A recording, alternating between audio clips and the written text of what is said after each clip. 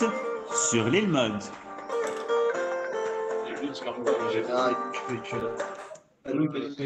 Yofi, bonsoir à toutes et à tous. On est très content de se retrouver pour le cours avec le Rav Menachem Ackerman. Et une fois dans l'année, on fait appel à vous, c'est-à-dire qu'on a besoin de votre don pour pouvoir continuer à diffuser l'enseignement du Rav Ackerman, du Rav Ping, du Rav Banishak, de tous les autres sur l'île Mode. Je rappelle que cette année, on a fait des choses assez différentes. On a continué les cours de façon générale. On a bien sûr fait les journées entières, comme les journées du Tisha B'Av. D'ailleurs, dimanche prochain, il y aura une journée entière sur Pessah, qui sera dédiée uniquement à Pessah. Je n'ai pas encore contacté le Rav Ackerman. On verra s'il a 40 minutes pour nous dimanche prochain. On verra ça. C'est à voir. On a fait une nouvelle émission, les études, les découvertes littéraires. On a reçu Sandrine Schwartz, Rav Cherki, Chaim Rothenberg. Je vous dis également qu'on va recevoir Françoise Ozon, qui a sorti un super livre sur la Shoah. Ce sera juste après Pessah. On va le recevoir aussi dans les émissions littéraires de l'IMOD. Donc ça, c'est une nouveauté. Et bien sûr, on a été partenaire d'un colloque à Paris qui a réuni plus de 100 personnes. Donc on essaie vraiment de continuer à se développer et à proposer des nouveaux projets pour vous. Donc, on attend en retour, si vous pouvez faire un don, je vais envoyer le lien dans quelques secondes sur le chat. Je vois beaucoup de personnes ici présentes qui ont déjà fait un don et je vous remercie. Et ceux qui n'ont pas encore eu l'occasion, c'est aujourd'hui et demain. Demain soir, on termine la campagne. Il y a plus de 50% des dons du budget annuel qui a déjà été trouvé, Baruch Hashem. Et il faut encore un coup de pouce. Donc, je vous invite, voilà, tout celui qui peut à faire un don pour l'IMOD pour cette année. C'est une fois dans l'année qu'on demande de faire un don. Merci Rav Ackerman. Et tu veux nous parler les clés du CEDER. En fait, c'est un peu moi qui t'ai Ouais. l'idée. C'est toi qui m'as donné les clés. Voilà. Tu vas nous donner tes clés à toi pour mieux comprendre cette soirée du CEDER. Même si on a l'habitude chaque année de répéter la même chose, eh ben, tu vas nous donner des chidushim, des chavod. Tov, shalom. Alors, tout d'abord, je suis obligé de rebondir sur ce qu'a dit Johan sur la campagne. Comme j'ai déjà dit la semaine dernière, en fait, il faut se rendre compte de la révolution qui s'est passée. C'est-à-dire que l'île mode existait avant le corona. Et Johan était dans l'île mode avant le corona. Mais à mon avis, personne n'avait entendu parler ni de l'île mode ni de Johan jusqu'à ce que commence le corona. Donc, comme on dit, les voies du Seigneur sont impénétrables, mais en tout cas, Akadosh Hu, il fait bien les choses. Kolma de Avid, Rahmana Letavavi, tout ce qu'il fait, c'est pour le bien. Et quand il y a eu le corona, on l'a pas compris, surtout qu'il y avait beaucoup de choses très difficiles. Mais une des choses extraordinaires qui sont sorties de cela, c'est la possibilité de diffuser la Torah sans frontières, c'est-à-dire dans tout le pays d'Israël et dans le monde entier.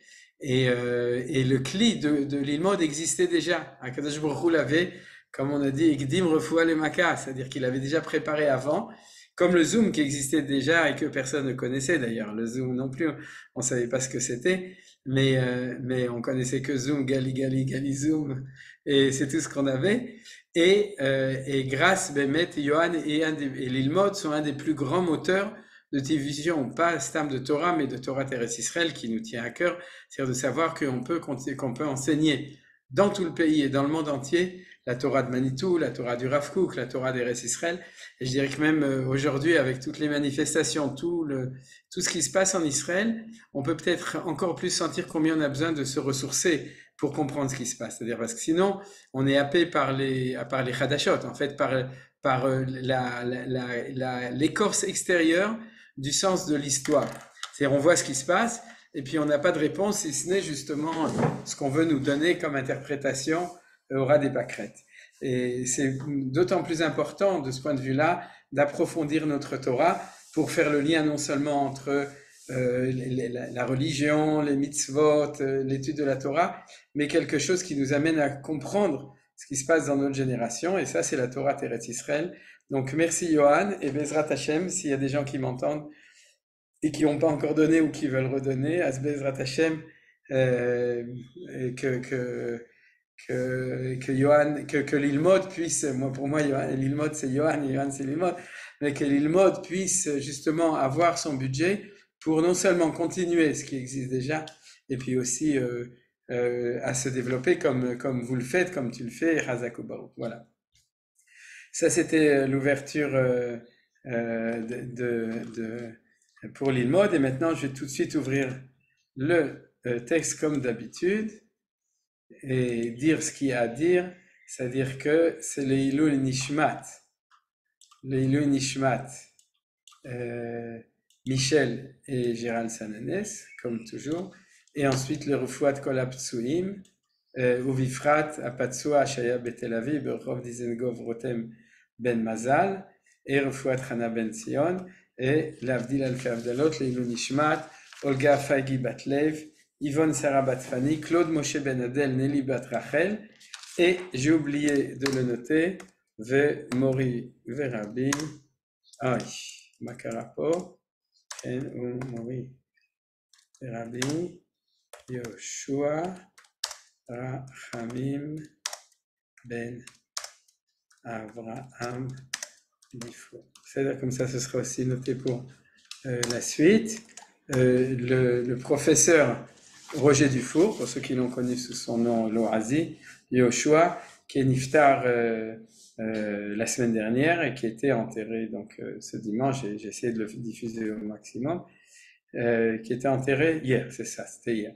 Donc chez Gam Leilou Nishmato. Maintenant, Johan a dit que j'allais faire des chidushim. C'est toujours l'hésitation, c'est-à-dire que on se prépare à Pessah et la vérité, c'est qu'on peut faire des chidushim, mais d'un autre côté, c'est aussi important de faire un petit peu, si vous voulez, une préparation générale. Alors c'est ce que m'a proposé Johan, quand on parle des clés du Seder, de faire un petit peu du Seder dans le Seder. Donc j'imagine que pour une partie de vous, il y aura moins de choses nouvelles, mais d'un autre côté, il y a plein de choses qui sont dites, je vois tous les cours qu'il y a, etc. D'un autre côté, il y a un inyan de se préparer, c'est-à-dire de reprendre les choses, et c'est pour ça aussi que le Shabbat Hagadol, une des explications pourquoi ça s'appelle un Shabbat Hagadol, c'est pas Shabbat Hagadol, mais Shabbat Haggadah, c'est-à-dire qu'il y avait marqué Hey Gimel, et les gens, ou bien Hey Gimel Dalet, et avec un petit trait, les gens pensaient que c'était Shabbat Hagadol, bien entendu, il y a d'autres expressions qui expliquent pourquoi ça s'appelle Hagadol, le grand. Mais il y en a qui disent Shabbat Haggadah parce qu'il y a une coutume de lire la Haggadah jusqu'à l'endroit dans la Haggadah où il y a marqué Atkan Kurim le Shabbat Haggadol. C'est jusqu'ici qu'on lit le Shabbat Haggadol, c'est-à-dire la plus grande partie de la Haggadah pour, avant Pessah, pouvoir se préparer. Alors c'est un peu ce qu'on va faire maintenant.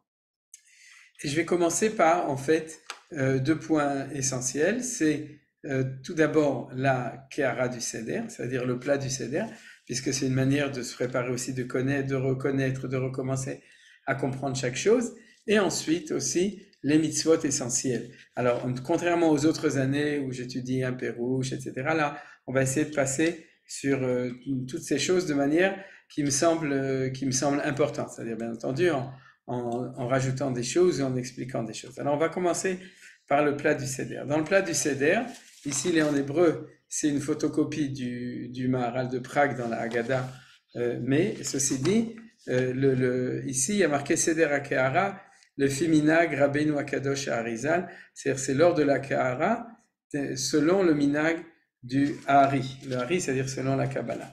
Alors pourquoi on le regarde comme ça? Parce qu'il faut savoir que dans la plupart des communautés, l'ordre dans lequel on met les choses dans le plat du Seder, c'est l'ordre du plat. Ça veut dire qu'on a tous acheté à notre premier voyage en Israël un joli plat en bronze et on l'a ramené en France où on l'a reçu de notre grand-mère et on met dessus et il y a marqué ici tu mets l'œuf, alors on met l'œuf, ici tu mets le zroa, on met le zroa et on ne s'est pas tellement demandé pourquoi il fallait mettre comme ça et c'est possible d'ailleurs que dans certains plats il n'y a pas un ordre tellement précis. Alors je vais vous donner quand même l'ordre que la halakha dit. L'ordre que la halakha elle dit, la halakha, c'est que en ma'avirim ala mitzvot. C'est quoi en ma'avirim ala mitzvot? C'est qu'on ne veut pas vexer les mitzvot.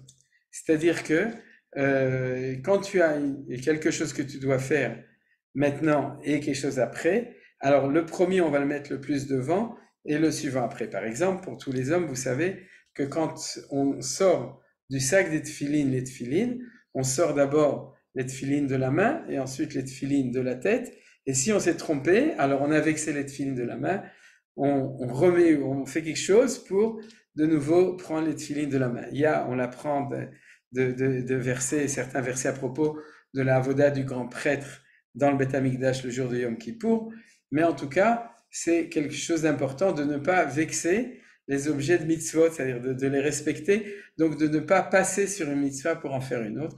Et ça, c'est ce qui détermine, d'après le pshat, l'ordre de la kehara du plat du seder. C'est-à-dire qu'on va mettre, et ici vous voyez que c'est comme ça, c'est-à-dire que la première chose qu'on fait au niveau du plat, puisqu'on fait kiddush, c'est karpas, d'accord, kadesh urchaz, karpas. Et donc, comme le karpas, c'est une des premières choses, là, il y a certaines communautés où ici, on met l'eau salée, ou le vinaigre, ça dépend ce qu'on met pour tremper le karpas. Le karpas, vous vous souvenez, c'est le premier légume, quel qu'il soit, que l'on trempe au début du seder, afin de susciter l'étonnement des enfants et d'essayer de faire à ce qu'ils posent des questions. C'est-à-dire donc, ils sont devant et on essaye de faire que les choses suivent un certain ordre. C'est un petit peu trop compliqué, mais en tout cas, il y a on s'efforce à faire ça dans la manière dont, au niveau des gens qui vont selon la halakha, le pshat, c'est arrangé. Maintenant, le Harizal, il était d'accord dans le principe général, mais il nous a fait remarquer qu'en fin de compte, tout ce qu'il y a dans le plat du seder, ça correspond aux 10 sphirot. Alors regardez, il y a tout en haut les 3 matzot. Et quand on parle de en haut, là quand je parle d'en haut, c'est moi en avant. Vous voyez ce que je veux dire? C'est pas en hauteur. Bien qu'il y a des gens qui ont un espèce de truc à 3 ou 4 étages, un gratte-ciel pour les matzot, etc. Et je crois qu'il y a les matzot en dessous et le plat au-dessus. Alors, c'est pas selon les Mekoubalim, c'est une coutume qui donne la place à chacun. Ceux qui ont l'habitude comme ça, de nouveau, continuez à faire selon vos habitudes, c'est très important. Parce qu'en fin de compte, les habitudes du Seder, c'est ce qu'on a vu chez soi à la maison. Et c'est ça qui est extraordinaire, c'est que chaque famille, elle a ses traditions, et c'est ça qui donne le goût aux choses, qui se passent de génération en génération, quand on en a. Quand on n'en a pas, ou bien quand on change de tradition, alors on peut se poser ces questions-là. Mais en tout cas, quand je vous parle, c'est-à-dire le plus près au plus loin. Alors le plus en haut, quand je dis le plus en haut, c'est-à-dire le plus loin, c'est les 3 matzot qu'on met et qui correspondent à Keter, Chochma ou Bina. C'est-à-dire qui correspondent à... non, excusez-moi, oui, c'est-à-dire qui correspondent ou bien Chochma, Bina, Vada. Ça dépend. Il y a une deuxième explication justement de l'élève du Maharal, c'est-à-dire les 3 sphirotes qui sont tout en haut. Alors c'est le plus en haut et c'est pour ça que on va mettre le plat avec toutes les différentes choses et au-dessus, le plateau rond ou carré, sur lequel on met les matzot, qui sera un petit peu plus loin de nous, recouverte. Et le Divrei Negidim, l'élève du Maharal, il dit en fait, lui, il dit, le plat sur lequel on met c'est Keter, les 3 matzot, c'est Chochma Binavada, c'est pas exactement comme c'est marqué ici, mais bon, ça va, et on le recouvre avec quelque chose qui dit qu'il y a une séparation entre les 3 d'en haut et les 7 d'en bas. Ça, c'est peut-être quelque chose que les gens ici connaissent, que dans les 10 sphirotes, il y a les 3 d'en haut qui correspondent au monde, en fin de compte, au-delà, et puis les 7 d'en bas qui correspondent à des choses qui sont plus proches de nous. Donc, vous voyez que, de ce point de vue-là, c'est joliment organisé, les 3 matzot en haut. Alors, tout le monde sait que les 3 matzot, c'est Kohanim, Lévi'im, Israël, ce qui fait racheter votre Kéli. Kéli, c'est Kohen, Lévi, Israël. Ça, je pense que vous connaissez. Mais il y a aussi ici quelque chose d'un petit peu plus haut, et qui est cela. Et ensuite, il y a, regardez, il y a 1, 2, 3, 4, 5, 6. Il y a 6 choses qui sont ici, et le plateau. Et le plateau, c'est la 7e. Vous voyez, il y a marqué Akehara Malchut. En cela, c'est très joli. C'est-à-dire que vous avez le plateau des matzot, le plateau des 6 choses, et puis, tout ça ensemble, ça fait tout depuis le Keter, la couronne, c'est-à-dire ce qui est au-delà complètement, jusqu'à la Malchut qui est tout en bas, qui est le plateau en bas. Le fait que le plateau soit la Malchut, c'est normal. Pourquoi? Parce que la Malchut, c'est la Séphira, qui est celle qui est réceptacle de tout ce qui est en haut. C'est-à-dire notre monde relativement au monde de l'influence, qui reçoit, c'est une Malchut. C'est-à-dire que le Dieu, quand on dit qu'il est roi, c'est qu'il descend ici. Baruch Shem Kevod Malchuto le Olam Vaed. C'est-à-dire la Malchut, c'est le fait qu'il réside sur terre et il est Melech. Et la Malchut, c'est le Kli Kabbalah, c'est l'instrument de réception de tout ça. Alors pourquoi c'est très très beau? Parce que ça, avec moi, vous avez un petit peu l'habitude, et avec d'autres, j'imagine aussi d'autres rabbanim, c'est que la Geoula, c'est que tout l'influx, il marche. Quand on est en galoute, rien ne marche. C'est-à-dire que tout est tordu, etc. Vous savez, ou bien les sources sont taries, les gens sont tarés, en fin de compte, c'est-à-dire que les choses ne marchent pas bien. Et une des idées essentielles de la Géoula, c'est que tout d'un coup, la communication marche. Vidatem ki ane Hashem. Tout d'un coup, on connaît le nom de Hashem, c'est-à-dire qu'on le voit, il se révèle, et puis à ce moment-là, tout d'un coup, ce qui ne marchait pas, les choses, ils marchent, la justice se fait, les méchants sont punis, les tzadikim sont libérés, etc. Tout ça, sur terre, ça se passe quand tout ce qui est en haut se passe normalement. Alors dites-vous que c'est très beau d'avoir devant soi un plat du Seder qui non seulement est gastronomique, puisqu'il y a dedans du karpas, du persil, ou bien comment on appelle ça le karpas, j'ai déjà oublié, du, du céleri, voilà, c'est le céleri, d'accord? Et c'est parce que le sel, c'est le signe de la souffrance, et quand on sort d'Égypte, alors le céleri, et donc tout se transforme, et donc il y a le céleri, c'est le karpas, ou d'autres, et les Ashkenazim, il y en a qui mettaient des pommes de terre, tout simplement parce qu'il n'y avait rien d'autre, et, euh, et donc tout ça, c'est plein de choses, plein de symboles, mais il y a un symbole global qui est le fait que la Géoula, c'est que tout coule de source, tout marche bien, et c'est ça qu'on est en train de voir maintenant. Donc, vous voyez, il y a en haut donc les 3 matzot, et puis après ça, les 6 choses qu'on va voir maintenant, qui descendent et qui sont sur le plateau. Et ce plateau, vous vous souvenez même, chez les Sfaradim, on le soulève, on fait bibilou, ou bien on fait etmol, et ce plateau avec tout ce qu'il y a dessus, c'est exactement ça, c'est tout qui va ensemble. Donc le plateau aussi est important, raison de plus pour avoir un beau plateau. Alors, qu'est-ce qu'on a dessus? On va passer les 3 matzot. Comme je vous dis, j'explique les choses parce que je sais d'expérience, je l'ai même expérimenté avec mes élèves qui étudient la Torah depuis des années, c'est des Israéliens qui sont à la yeshiva, et pourtant, je vois que tout n'est pas clair. C'est possible que pour les bâtim, les gens comme nous qui faisons le seder depuis des années, parce qu'on est arrivé à l'âge souvent où c'est nous qui faisons le seder, on connaît mieux les choses. Peut-être. Mais en tout cas, je me permets quand même d'expliquer. Le pshat, pourquoi il y a 3 matzot? C'est-à-dire, d'accord, pourquoi on a besoin de 3 matzot? On a vu maintenant le plus haut, Chabad, Chochma, Bina, Vadat, etc. Mais le pshat le plus simple, c'est qu'il faut qu'il y ait 2 matzot entières pour faire motzi dessus. Parce que dans tous les repas de Shabbat et de fête, on doit faire motzi sur 2 pains entiers en souvenir de la manne. Vous vous souvenez où il y avait? Et c'est pour ça que si jamais vous avez une challah qui est cassée, alors il faut mettre une autre challah ou mettre comment ça s'appelle ça, ce qu'on utilise en bois pour faire les barbecues là, un kissam, un truc comme ça, pour pouvoir attacher les 2 morceaux de la challah. Ça, c'est pas pour Pessah, c'est pour toute l'année, si jamais on n'a pas d'autre chose. Mais disons, ce que je veux dire, c'est que on a besoin d'avoir 2 entiers. Et on a une contradiction, parce que la matzah qui va servir pour la mitzvah de matzah, on a d'un côté, c'est un repas de fête, et d'un autre côté, il y a mitzvat achilat matzah. Voilà, comme on s'est cassé d'Égypte, alors il faut que ce soit une matzah shvura. D'où on l'apprend du mot lechem oni. Alors la Gemara donne 5 explications différentes.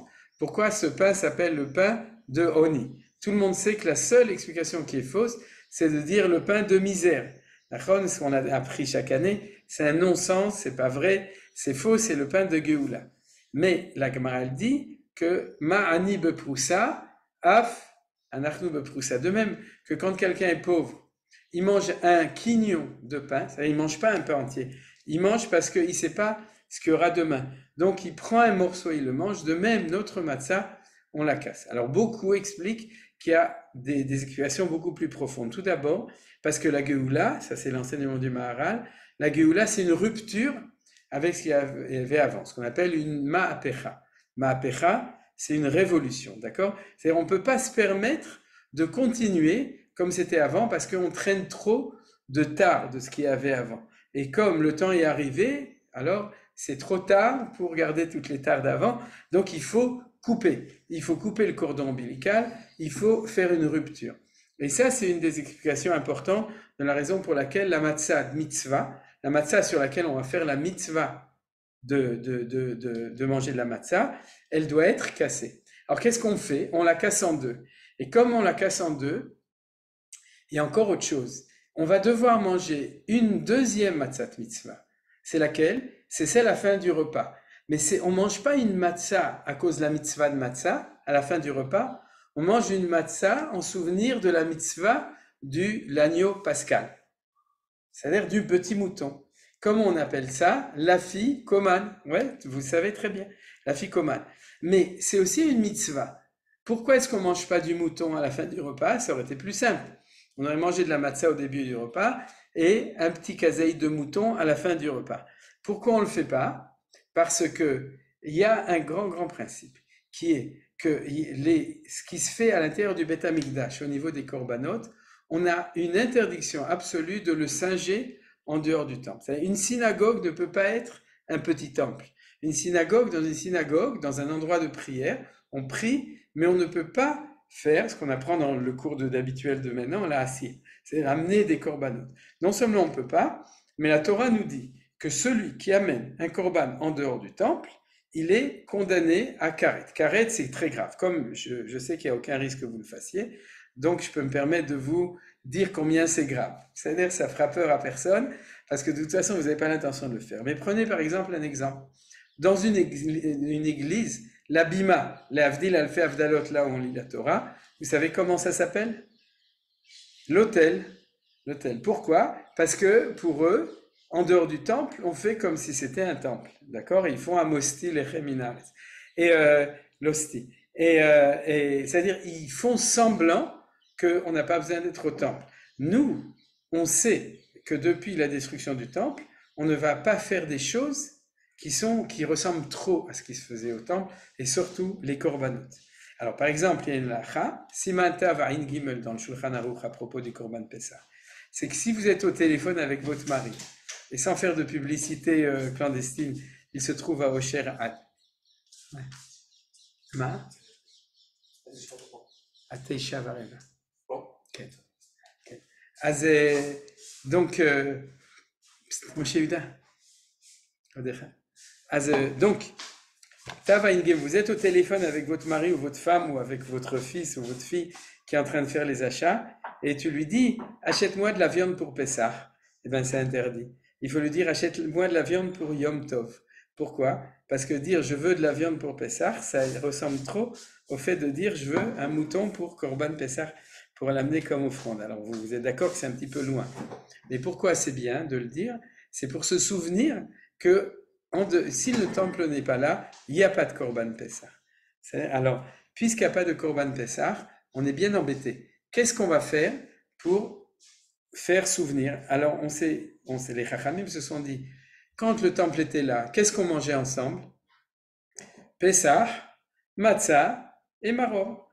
Alors ils ont dit, puisqu'on ne peut pas manger le Korban Pessah, on va quand même pas manger du maror à la place, on va manger de la matzah à la place. Et c'est pour ça que l'afikoman qu'on fait, l'afikoman,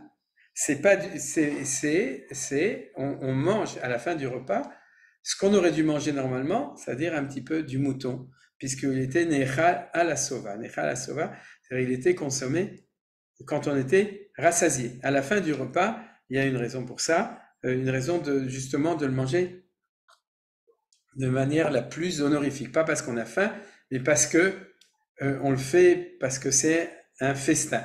On festoie en le mangeant de cette manière à la fin. Alors, du coup, les Chachamim m'ont dit, super, puisqu'il faut casser la matzah, je reviens, il faut la casser en deux. Alors, qu'à cela ne tienne, on va prendre la moitié de la matzah pour la manger au début du repas, quand on va dire Asher kideshanu b'mitzvotav v'tzivanu al achilat matzah, et on va garder la deuxième partie de la matzah pour la fikoman, qui est une mitzvah en souvenir du Korban Pessah. Et de là vient la coutume de cacher la fikoman. Alors il y a deux coutumes, savoir est-ce que c'est nous qui le cachons et c'est les enfants qui essaient de le voler, ou c'est les enfants qui le cachent et nous qui essayons de le trouver. C'est une marloquette entre les coutumes ashkénazes et sfarades. Mais l'idée, elle est géniale, c'est que comme c'est la dernière chose qu'on mange, c'est pour tenir les enfants en éveil jusqu'à la fin du repas. Vous comprenez? C'est-à-dire qu'ils sont occupés entre on va le cacher là, non, c'est pas bien, on va le trouver. Vous savez comment ça se passe, d'accord? Mais c'est quoi? C'est génial. C'est-à-dire qu'on a trouvé la chose la plus tard au niveau de quelque chose de tangible, la matzah, qui va être mangé au dernier moment et on en fait un jeu pour les enfants. Donc vous avez compris aussi le rationnel de ça et c'est pour ça qu'il est coupé en deux. Puisqu'on a besoin de une matzah cassée et deux matzahs absolument pas cassées, on est obligé d'avoir 3 matzot. Alors il y a une coutume du Rambam de mettre 2 matzot, je ne rentre pas dans les détails, pratiquement personne ne fait ça. Toutes les communautés ils font 3 matzot et c'est comme ça qu'on est arrivé à nos 3 matzot d'en haut. Après ça, je continue sur ce qu'on fait pour comprendre ce qu'on fait au niveau est simple et au niveau plus profond, mais de manière plus rapide. Alors, les deux qui sont après, c'est le Zroa et Betza. Zroa et Betza, alors c'est le Zroa, c'est pour les Ashkenazim, c'est une aile de poulet. Pour les Sfaradim, c'est une cuisse de mouton. Vous êtes étonné que les Ashkenazim ils prennent une aile de poulet. Pourquoi? Parce que normalement, on le met en souvenir du Korban Pessah, de l'agneau pascal, mais on le met en souvenir, on va surtout pas le manger. Par contre, on va le griller. Pourquoi on va le griller? Parce que si on le grille, c'est en souvenir du Korban Pessah qui était grillé. Alors, à l'époque du temple, à cet endroit de la Kehara, du plat du Seder, on mettait le mouton entier. C'est comme ça que c'est marqué dans la Mishnah. C'est-à-dire Goufo chez le Pessah. C'est-à-dire on a amené le mouton entier qui était comme ça. Bien entendu, il était au centre avec tout ce qui était autour. C'est-à-dire il y avait un grand plateau énorme, et puis il y avait le mouton au milieu avec tout ce qu'il y avait autour. Bezrat Hashem, bientôt ce sera comme ça. Comme le temple a été détruit et qu'on n'a pas le droit de le manger comme j'ai dit, à ce moment-là, on met quelque chose qui est symbolique et on met la viande grillée. Ce que font les Sfaradim, c'est le mieux. Pourquoi c'est le mieux? Puisque c'est du mouton grillé. La seule chose, c'est qu'ils vont pas le manger le soir, mais c'est pas grave, ils peuvent le manger le lendemain. On peut le manger le matin. Et il y a de le manger en souvenir de nouveau, mais un temps où il n'y a plus de correspondance avec le Korban Pessah. Les Ashkenazim, pourquoi ils mettent une aile?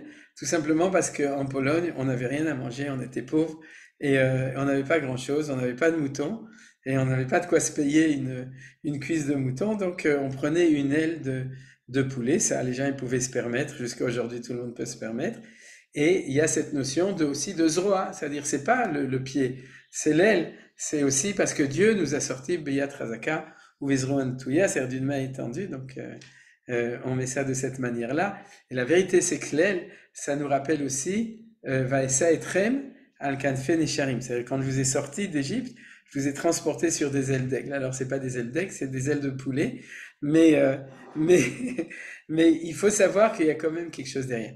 Pourquoi est-ce que de l'autre côté il y a un œuf? Alors parce qu'il y a marqué ici, parce que c'est en souvenir d'un deuxième korban qu'on a amené. C'est-à-dire que la Torah nous dit, c'est marqué clairement dans la Torah, que si jamais on veut manger de manière rassasier le Korban Pessah à la fin du repas, alors il faut déjà avoir mangé avant. Alors aujourd'hui, dans le monde moderne, on dira, c'est pas grave, on va manger des matzot, des salades, des légumes, de la soupe, tout ce que vous voulez, et puis comme ça, on sera rassasié à ce moment-là. Mais dans la tradition, quand on fait la fête, on mange de la viande. Donc on a amené un deuxième Korban qui s'appelait Chagiga Tarba Esrei, c'est-à-dire la Chagiga du 14, qui pouvait être suivant le nombre de personnes dans le groupe qui mangeaient ce korban, parce qu'il pouvait y avoir 50 personnes, 60 personnes, 70 personnes du temps à l'époque, puisque c'était tous les gens qui participaient à un seul mouton, c'était mangé dans une pièce. Alors pour être sûr d'être rassasié, si c'était des grands mangeurs, on amenait un taureau, et puis si on amenait un mouton, c'est-à-dire un plus petit animal, et en tout cas on le mangeait avant, on pouvait d'ailleurs en amener 2 ou 3, et c'était ce qu'on appelait la Chagiga d'Arba Esrei. Et ça s'appelle un Korban Chagiga, j'en ai parlé dans le cours de la paracha de la semaine dernière, c'est un Korban Chagiga, c'est Shalmei Chagiga. C'est un shlamim qui est pour faire la fête. Il y a marqué dans la Gemara, lorsque le temple existe, En Simcha Ela Bebasa. C'est-à-dire ce qui nous donne la réjouissance au niveau d'un repas, c'est de manger de la bonne chair, de la bonne viande.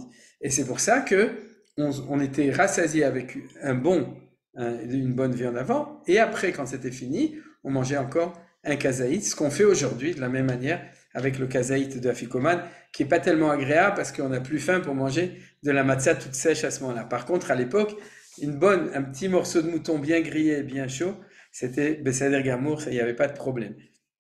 Un mouton Ben Shana, c'est-à-dire qu'il avait un an, c'est un tout petit, c'était un agneau, l'agneau pascal.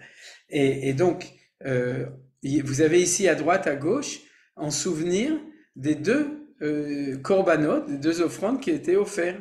Alors, la question au niveau du Korban Pessah, pourquoi Zroa, ça, on l'a expliqué. Mais en souvenir du Chagiga, pourquoi on amène un œuf? C'est-à-dire, vous êtes d'accord? Alors, il y en a qui diront, puisqu'il y en a qui mangeaient un bœuf, parce qu'il y a marqué qui mange un œuf, mange un bœuf, d'accord? Mais c'est pas une explication suffisante pour tout comprendre. Alors, une autre explication qu'ont dit les Chachamim. L'explication, c'est que lorsque le temple est détruit, il y a un verset dans je me souviens plus où c'est, dans Echa, le livre des Lamentations de Jérémie, qui dit Va farti chagechem le evel. Je crois que c'est marqué dans Echa, sinon c'est marqué dans un prophète. Je transformerai vos chagim en evel, en deuil. Or, comme c'est un korban de chagiga, après la destruction du temple, on doit le symboliser par un evel, quelque chose de deuil. Et qu'est-ce qui est le signe du deuil? C'est l'œuf, vous savez. C'est-à-dire, pour toutes sortes de raisons, ma betsa en la paix, de même que l'œuf n'a pas de bouche, n'a pas d'ouverture, de même on ne sait pas quoi dire, etc.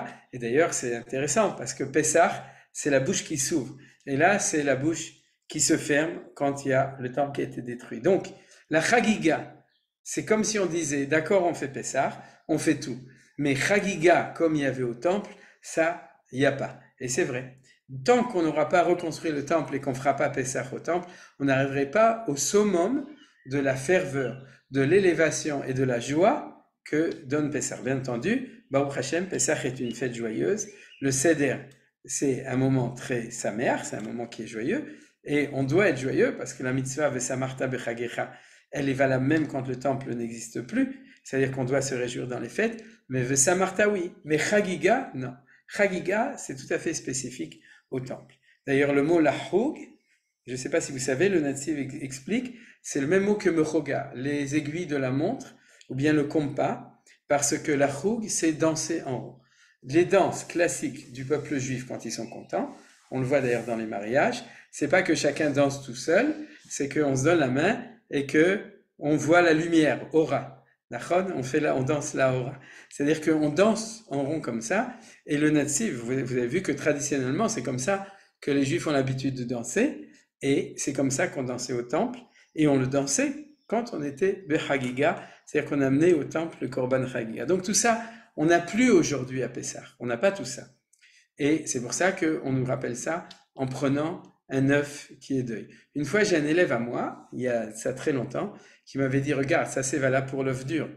Mais ce qu'il y a d'extraordinaire dans un œuf vivant, c'est-à-dire qu'il y a à l'intérieur un petit oisillon qui est dedans, c'est que pendant énormément de temps, tu ne vois rien, et puis un jour, ça éclot. C'est-à-dire qu'il casse la coquille et il sort. Et il m'avait dit, c'est ça la galoute.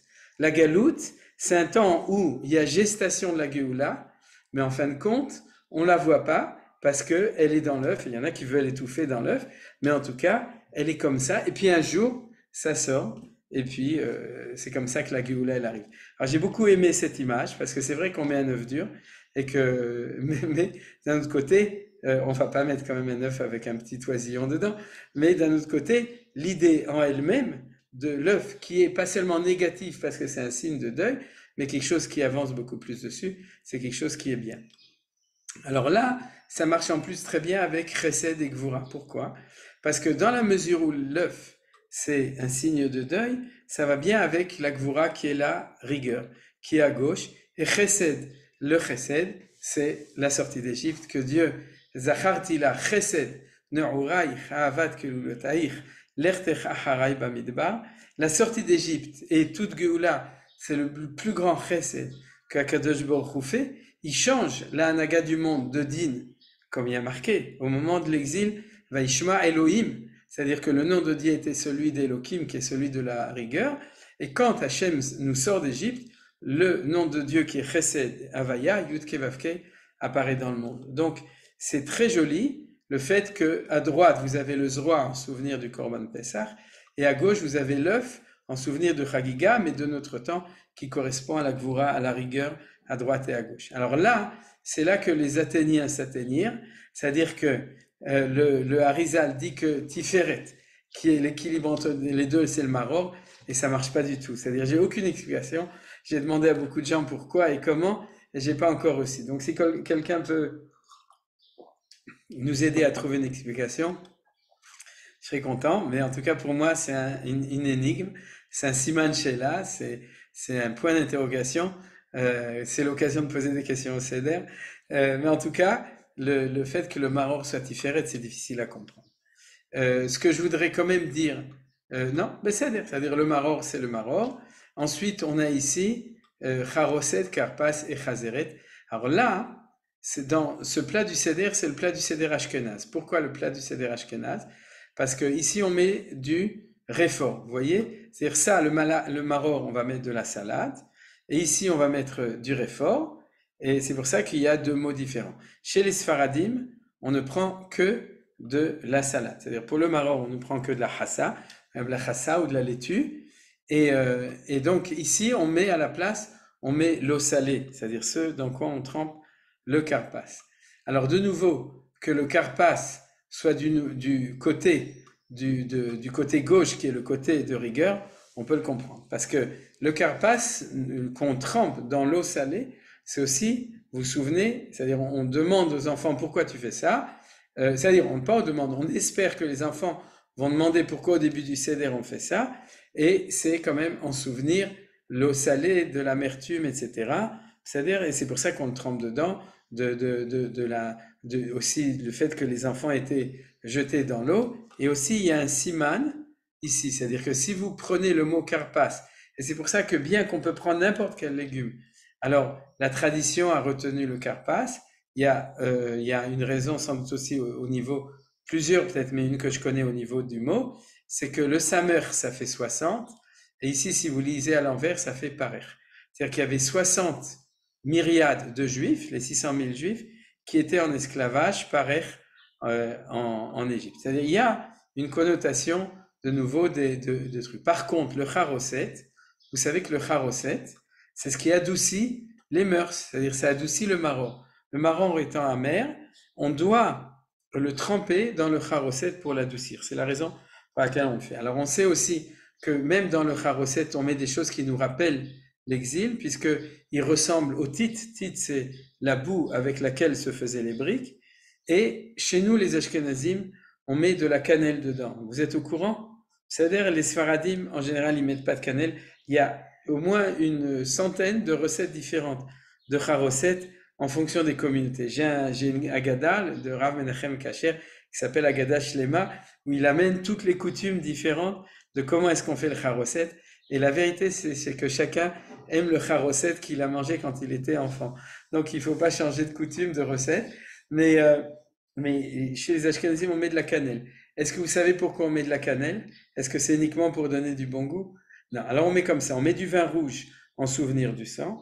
On met des pommes en souvenir de Tahatatapuach Orarticha, du fait que les enfants naissaient sous les arbres. On met aussi des noix, et je ne sais plus pourquoi, et on met aussi de la cannelle. Alors pourquoi est-ce qu'on met de la cannelle? Parce que si vous prenez des bâtons de cannelle et que vous les mettez dedans, c'est comme la paille qui se trouve dans le torchis des briques avec lesquelles on construit des maisons. J'imagine que vous connaissez ces photos des maisons justement au bord du Nil, les maisons des Égyptiens ou en Afrique, etc., qui sont faits à partir de boue, etc. Ces briques-là, les vénimes, c'est les vénimes, et il y avait de la paille. Comment on savait qu'il y avait de la paille? Parce que justement, à la fin de la Parashat Shemot, quand Paro s'énerve, il dit, puisque vous voulez sortir d'Égypte et vous êtes en train de faire des problèmes, alors je vous donne plus de paille. Et ils se sont donc retrouvés sur la paille. Et à ce moment-là, de là, on sait que la paille était quelque chose d'essentiel dans la construction des briques. Et quand vous mettez des petits morceaux, des bâtons de cannelle dedans, alors vous avez la couleur du charoset qui est comme la brique, et avec dedans, ça fait vraiment l'effet. Et les gens oubliaient ça, et ils achètent la poudre de cannelle pour donner un bon goût. Alors je vous invite à retourner aux sources d'origine, c'est marqué dans les Chachamim, que d'acheter à Machane Yehuda ou là où vous achetez, d'acheter des jolis bâtons de cannelle comme ça, et de les mettre à l'intérieur du charoset, ça donnera du goût, et en même temps, ça donnera aussi la couleur des briques de l'époque. Et ça se mange? Ça se mange? Non, Non. Non, mais tu n'as pas besoin de le manger, tu manges le charoset, et puis à la fin, il reste les... Mais Marlène, ça donne du goût, t'inquiète pas. Je C'est-à-dire, sais, nous, on met de la cannelle. mais voilà, exactement, mais de la cannelle en bâton, pas Ah en... non, on met en poudre. Voilà, alors, ah, tu le mets aussi dans le charoset? Oui. Alors, rien ne t'empêche de mettre de la poudre pour le goût et de mettre en plus quelques morceaux pour la couleur. Juste parce que n'oubliez pas que si tu le fais une première fois, les gens ils vont demander, comme ça ils auront posé une question et tu pourras leur expliquer que c'est un souvenir de la paille. C'est donc, mais malgré tout, puisque le charoset est sucré et doux, et elle est là pour adoucir l'amertume du maror, c'est ça que la halakha dit, c'est pour ça qu'on le trempe dedans. La Gemara dit Bichlal qu'il y avait dans le maror qu'ils utilisaient, il y avait un poison, il y avait quelque chose qui était pas bon pour la santé, kafa ça s'appelait, et que quand on le trempait dans le charoset, alors ça enlevait l'effet négatif de ce côté, ce mauvais côté. Sans doute, il se trouve, quand une salade est montée, vous savez qu'il y a du lait blanc comme ça dedans, il y a quelque chose d'un halab dedans, et c'est marqué dans la Gemara qu'il y avait ça, et il est extrêmement amer, et apparemment c'est dedans. Bon, les gens qui sont plus forts que moi dans la science des plantes médicinales doivent connaître tout ça, mais en tout cas c'est apparemment à cause de ça qu'on le trempait à l'intérieur pour pouvoir adoucir ça. Alors donc, du coup, Netzar qui est du côté droit, le côté droit c'est toujours le côté de la douceur, le côté du chesed, donc ça va bien, alors que le karpas de gauche, et puis en dessous, chazeret de nouveau, c'est pas clair, et si c'est l'eau non plus, mais c'est comme ça que j'ai fini avec l'explication du plat du seder. On va passer au deuxième sujet. Si vous avez des questions, vous pouvez les demander. Vous pouvez demander, sinon on le fera après. Regardez, après ça, je voudrais quand même parler aujourd'hui, et disons que c'est un petit peu ça, les clés du seder, c'est de mieux comprendre ce qu'on fait, et grâce à ça, Bezrat Hashem, on le fera mieux. Souvenez-vous que les gens pensent que le soir du seder, on mange la matzah, parce que quand on est sorti en vitesse, alors on n'a pas eu le temps de laisser la pâte monter, et donc c'est sorti matzah. Alors c'est vrai, c'est marqué dans la Torah. Mais d'un autre côté, le soir du seder, Dieu nous avait donné une mitzvah de manger trois choses ensemble. V'achlou et tabassar balayla. On parle du Korban Pessah, par Shadbo, chapitre 12, verset 8. Tseliesh ou matzot al merurim yochlu. C'est-à-dire que la manière dont Hillel faisait son sandwich, vous vous souvenez, ce qu'on appelle le korer, c'est pas Hillel qui l'a inventé, c'est marqué dans la Torah. La question c'est pourquoi est-ce qu'on l'attribue à Hillel et pourquoi on l'attribue pas à la Torah elle-même. C'est une question d'érudition, donc je vais pas du tout rentrer dedans. Mais en tout cas, à l'époque du temple, d'après Hillel et d'après le pshat de la Torah, on faisait ce qu'on appelle un McDo. C'est-à-dire quoi? Tu mets du bon pain en haut, du bon pain en bas, après tu mets de la salade, ensuite tu mets une bonne tranche de mouton bien grillée, et pour que c'est du goût, il faut rajouter ou du ketchup, ou de la moutarde, ou un truc. C'est quoi? C'est le haroset. Vous avez compris? C'est-à-dire qu'on mangeait vraiment quelque chose de super, et c'est ça que la Torah nous a dit de faire. C'est-à-dire que quand le temple existe, on fait trois mitzvot en même temps. Mitzvat achilat pesach, mitzvat achilat matzah, et mitzvat achilat maror. Et qu'est-ce qui nous arrive aujourd'hui? Aujourd'hui, on a la mitzvah achilat matzah minatora. C'est-à-dire qu'elle est restée une mitzvah de la Torah, et je vais tout de suite vous montrer où c'est marqué dans les psukim de la Torah.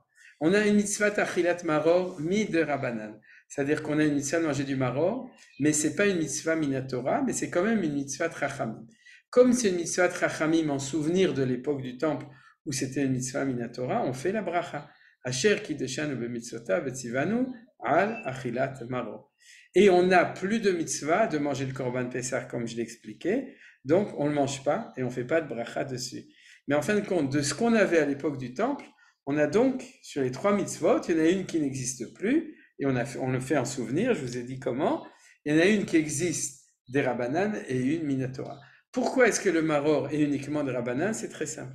Parce que les deux endroits où la Torah nous dit de manger du maror, elle dit toujours de le manger avec le korban Pessah. Donc le jour où le korban Pessah disparaît, la mitzvah de maror disparaît. Pourquoi on le mange quand même? Parce qu'il n'y a pas d'interdiction de faire semblant comme au temple, dans la mesure où ce n'est pas un sacrifice.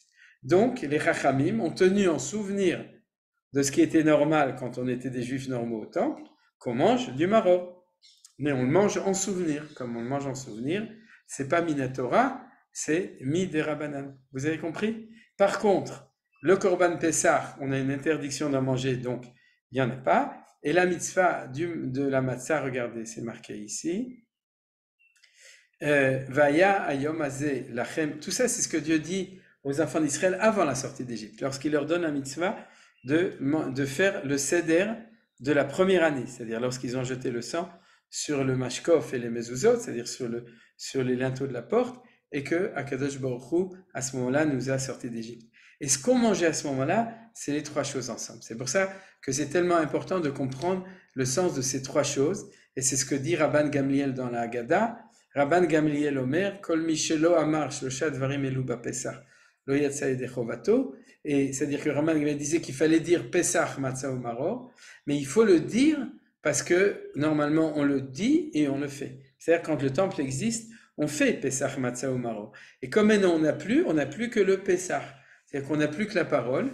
Et vous savez que même ceux qui sont endormis, ceux qui sont dans la cuisine, ceux qui ont déconnecté, etc., on les rappelle à ce moment-là et on leur dit assieds-toi maintenant. Et on va tous dire ensemble Pesach Matzah Maror, et après on va expliquer ce que signifie chacun des trois. Mais ces trois-là, cette trilogie, je l'ai expliqué dans les cours des années précédentes, et d'autres, je m'imagine, l'expliquent aussi, sont liés intimement. Donc, lorsque le Pesach disparaît, le Maror devrait disparaître. Les Chachamim n'ont pas renoncé au souvenir. Quand on mange du Maror, c'est pas parce qu'on fait une mitzvah, c'est qu'on fait un souvenir de ce qui aurait dû être lorsque le temple existait. C'est pour ça que le sandwich de Hillel est tellement important pour nous rappeler ça, que les trois choses doivent être intimement liées ensemble. Par contre, regardez ce qui a marqué tout de suite après. Shivat yamim matzot tochelu. C'est-à-dire, il faut garder ce jour. Shivat yamim matzot tochelu. Arba yom harishon tashmitu seor mibatechem ki kol ochel chamez venicheta hanefesh haim Israël miyom harishon ad yom hashvi. C'est-à-dire que tout d'abord déjà, la mitzvah matzah n'est pas confinée dans le premier soir. C'est-à-dire, elle s'étend sur 7 jours. Alors, c'est à expliquer. Mais on voit déjà qu'elle a une dimension plus large que l'instant de la libération à minuit, le 15 Nissan. D'accord? Il y a quelque chose de plus. Et du coup, Uvayom Arishon Mikra Kodesh, je vais le sauter, c'est la mitzvah de faire Yom Tov le premier et le dernier jour. Il y a marqué ici, comme ça. Ushmartem et Amatzot. Vous devez faire attention au matzot. Traduction libre, parce qu'il y a plein de traductions, c'est de ce mot Ushmartem que vient la matzah Shmura. C'est-à-dire, je crois que même l'année dernière, j'avais fait un cours dessus, mais c'est parce qu'il y a marqué ici ce mot Ushmartem, et c'est qui be'etzem hayom hazeh otzeti et tzivotechem eretz Mitzrayim, Ushmartem et hayom hazeh le dorotechem chukat olam. De quel jour on parle? Du jour de la sortie d'Égypte, du 15. Donc on ne parle pas des matzot circonstanciels du fait qu'après on s'est enfui. On parle du souvenir de la matzah, de la soirée du Seder en Égypte, dans lequel Dieu nous a sortis d'Égypte. Il a cassé l'esclavage et il nous a libérés. Et on était en train de manger de la Pesach Matzah Maror quand Dieu a fait le saut. C'est-à-dire à ce moment-là, il a fait le saut et il nous a Passah et il nous a libérés. Donc, en souvenir de ce jour-là, Etzem Hayom Hazeh, Hayom Hazeh, on mange des matzot. Et c'est pour ça que c'est le soir du Seder qu'on mange obligatoirement de la matzah Shmura. Vous voyez, c'est marqué clairement dans la Torah à cet endroit-là. Or, qu'est-ce qu'il y a marqué après? Ushmartem et Hayom Hazeh, le dorotechem chukat olam. Et éternellement chukat olam. C'est de là qu'on comprend que même en dehors du temple, lorsque le temple sera reconstruit, pour les gens qui seront dans l'impossibilité de monter en temple à Pessah, ce qui est un problème, parce que vous savez qu'on est obligé, mais ceux qui peuvent pas, ils peuvent pas. Et aussi en dehors du temps du temple, comme de notre temps, il y a marqué le dorotechem, le chukat olam. Donc ça veut dire qu'on a une obligation éternelle, et c'est pour ça que même de notre temps, la matzah est minatora. Vous voyez, c'est ça que je voulais vous montrer. Souvenez-vous que la matzah est minatora. Barishon berba asar yom la chodesh ba'erev tochlu matzot ad yom echad ve'esrim la chodesh ba'arev. Et je suis désolé, il me manque un pasouk où il y a marqué après bechol moshvotechem. Alors je l'ai raté, mais il y a marqué bechol moshvotechem. Bechol moshvotechem, ça veut dire de tout temps, le dorot olam, et en tout endroit. Alors, c'est pour ça que même en dehors d'Israël, et même en temps de Galout, à Belleville, quand on mange la matzah, on fait mitzvat matzah minato. Alors, je vais terminer le cours là-dessus en disant quelque chose d'important qui va nous, bien entendu, si Dieu veut, si vous êtes d'accord, on verra, vous voterez par votre présence ou non-présence, parce que j'ai pas dit des choses grandioses, j'ai juste essayé de faire une synthèse qui nous permette, et si vous voulez, je continuerai, ou bien jeudi, ou bien lundi, la semaine prochaine, on verra, mais on va s'arrêter là. On n'a pas parlé, de quoi on n'a pas parlé? On n'a pas parlé de la Haggadah, on n'a pas parlé des 4 coupes de vin, mais en gros, quand on a parlé du plat du Seder et de ces choses-là, on a fait un petit peu dans le Seder de tout ce qu'on mange ou ce qu'on mange, ou ce qu'on aurait dû manger et ce qu'on mange pas, Besséder Besséder. Et au niveau de la matzah, je voudrais donner un point qui est très très important, c'est que on l'a appris l'année dernière à propos de la Shemitah. C'est quoi? C'est qu'on n'a pas la chance, tant que le temple n'existe pas, de pouvoir consommer quelque chose qui est un aliment de mitzvah en lui-même. C'est-à-dire, je m'explique. Lorsque Shabbat ou lorsque à Sukkot ou à Shavuot, pendant les fêtes, on mange un repas de mitzvah, c'est le temps qui est mitzvah. Zman Simchatenu ou Zman Shabbat. Ce qu'on mange, on mange du pain normal, d'accord? C'est-à-dire que la seule fois de toute l'année où un juif mange un aliment qui est une mitzvah, c'est le kazaït de matzah du soir de Pessah. Vous avez compris? C'est pour ça que j'ai préparé tout ça. Le maror, c'est midrabanan. Le korban Pessah, on l'a pas du tout. On l'a pas du tout. Le charoset, c'est pour adoucir le maror. Le karpas, c'est presque du folklore. C'est-à-dire, le seul élément que vous mangez et qui est un chefza, un objet de mitzvah, ça veut dire qu'il a une sainteté intrinsèque et que vous consommez. Parce que prendre un loulav ou mettre un talit ou bien allumer une bougie, c'est faire quelque chose d'extérieur. Ingurgiter quelque chose, on a parlé à propos de la achila même dans le cours de Parshat Shavua, je vous ai signalé que pour Manitou, la notion de consommation, de manger quelque chose, c'était quelque chose d'essentiel. Parce que vous donnez vie à votre corps avec un aliment qui est déclaré par la Torah éternellement et partout comme un aliment de mitzvah, c'est-à-dire avec quelque chose de très profond dedans. Alors pourquoi je vous dis ça? D'abord parce qu'il ne faut pas perdre le momentum. C'est ça l'importance de la préparation. On se prépare à Pessah. On va travailler dur, on va nettoyer, on va arriver, et puis au moment de la Achilat Matzah, ou bien on est fatigué, ou bien quelqu'un va dire une bêtise, on va s'énerver, ou bien on va penser est-ce qu'elle est croustillante comme la dernière, et combien j'ai payé, et combien il le vendait là-bas, etc. Non, non, non. C'est-à-dire que nous avons, une fois par an, la chance que le Or Eloki Ensof, c'est-à-dire la lumière de Hakadosh Baruch Hu qui est descendue au moment de la Géoula, on a la possibilité de la mettre à l'intérieur de nous. Alors faisons-le comme il faut. Vous comprenez ce que je veux dire? C'est-à-dire que, et de ce point de vue-là, je commencerai le cours d'après aussi sur les shiurim, sur la quantité. Vous savez qu'il y a des gens qui sont obsédés par savoir est-ce qu'ils ont mangé assez vite une assez grande quantité. Alors j'en parlerai blinéder, je vais commencer par ça le cours d'après, pour remettre les pendules à l'heure. Justement, c'est le cas puisque c'est un problème de temps, pour expliquer comment on fait ça de manière spirituelle, pas de manière quantitative, mais de manière qualitative. Mais ce que je veux introduire dessus, c'est que moi, ce que j'ai l'habitude de faire avant de faire Netilat Yadayim, quand on dit Motzi Matzah, c'est demander à ceux qui participent au Seder de leur expliquer en 2 mots ce que je viens de dire, que c'est un moment privilégié, essentiel, et que pendant qu'on mange le kazaït, que les gens soient priés d'être avec eux-mêmes, concentrés sur le sens, d'être en élévation spirituelle, d'être vraiment dans la chose, avec les sens que chacun connaît, les sens Tarté Mashma, les sens et les sens, les Mashmaouyot que vous apprenez autre part ou que moi j'ai la chance de vous enseigner d'autres années, mais il y a des choses extraordinaires sur le sens de la matzah.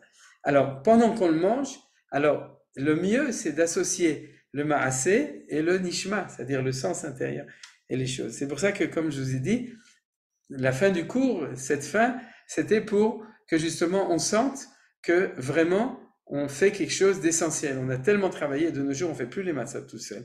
Mais souvenez-vous de nos arrière-arrière-grand-mères qui faisaient les matzot en plus. Alors vous imaginez quel matzot c'était. C'est-à-dire matzot yad, qui sont faits même, il y a des gens qui les font, le matzot erev Shabbat, où il y a des gens qui font même leur matzot, tout le monde ne fait pas. Mais même si ce n'est pas les matzot qu'on a fait nous-mêmes, il y a dans la matzah une telle intensité de mashmaout, alors donc Bezrat Hashem, on s'oiserait de pouvoir le réaliser, d'être quand même la mitzvah, d'accomplir la mitzvah. comme il faut. C'est où je crois que je suis obligé de m'arrêter maintenant. Et si vous voulez poser des questions ou rajouter des choses ou demander des éclaircissements. Difficile, hein? Je peux demander. Oui, Marlène. Pourquoi on dit que le premier soir à l'Achilat Matzah et Sukkot, par exemple, on dit l'Ishev Basuka tous les soirs? Ah, très bien, très bien. C'est une très bonne question. C'est que au niveau de la matzah, c'est-à-dire au niveau de la souka, les 7 jours ont la même intensité au niveau du fait de la mitzvah d'habiter dans la souka. Il n'y a pas de différence entre les deux. Et comme il n'y a pas de mitzvah de manger un kazaïd de challah, il y a une mitzvah d'être dans la souka et de manger. D'accord? C'est quand tu manges le kazaïd, tu fais pas une mitzvah de consommation, tu fais une mitzvah d'avoir la lumière qui t'entoure, le hormekif de la souka. Alors, mais seulement cette chose-là, tu l'as les 7 jours de la souka de manière plus ou moins équivalente, hein, plus ou moins. Je ne rentre pas dans les détails, mais de manière plus ou moins équivalente. Donc c'est pour ça qu'on fait la bracha les 7 jours. Chaque fois qu'on accomplit positivement, qu'on habite dans la souka, que ce soit quand on mange, par exemple, il y a marqué dans la halakha, si quelqu'un ne mange pas toute la journée, à ce moment-là, il fait une bracha. Ou par exemple, tu vas dans la souka de quelqu'un d'autre. T'es invité et il te dit tu veux pas prendre un verre d'eau, tu prends un verre d'eau mais tu veux pas manger parce que tu as déjà assez mangé. Alors normalement tu dois faire les chefs basouka. Alors maintenant, je rentre pas dans les non, chez les Sfaradim on n'aime pas faire ça. Mais le Gaon de Vilna il dit ça. C'est-à-dire il y a et même chez les Sfaradim il y a plein de discussions. Sfaradim Ashkenazim, je parle de Meikaradin. Selon la halakha d'origine, le fait d'être dans la souka assis, à ce moment-là tu fais les chefs basouka. C'est-à-dire parce que c'est ça qu'on dit. Alors que au niveau de la matzah, il y a 2 vitesses. Ce qu'on vient de voir dans le passouk. Il y a la matzah de 7 jours et la matzah du premier soir. La matzah du premier soir, c'est la matzah de la délivrance véritable avec le maror et avec le korban pessah. C'est la quintessence. Et celle-là, elle ne se mange que le premier soir jusqu'à minuit. On ne peut pas le manger après. Et c'est ce qu'on a vu dans le passouk. Ba erev tochlu matzot. Vous avez vu? C'est-à-dire c'est ce verset.